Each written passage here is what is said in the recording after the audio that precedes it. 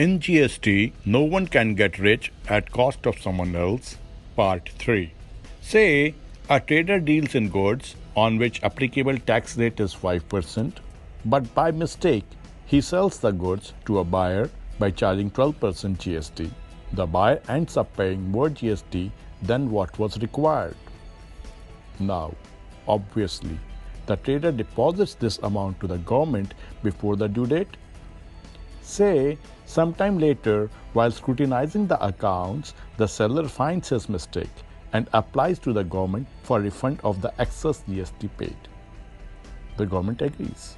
Government says that only 5% of GST was required.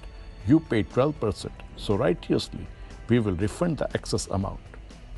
But would government be right by refunding this excess tax of 7% to the trader?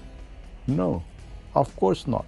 It will not be equitable to refund the duty to trader, as the trader has already recovered it from his customer. This will be unjust enrichment of trader.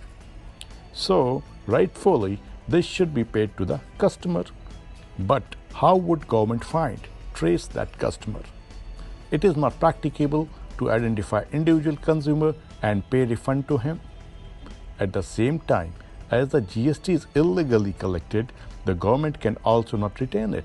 So, honesty demands, and thus Section 54(5) postulates, demands the government to deposit this in Consumer Welfare Fund.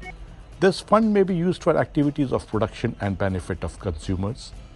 If I have to say technically, then I would say that if the supplier of goods and services has recovered GST from recipient, then it is clear that he has passed on the tax burden to the recipient and has already recovered GST from him.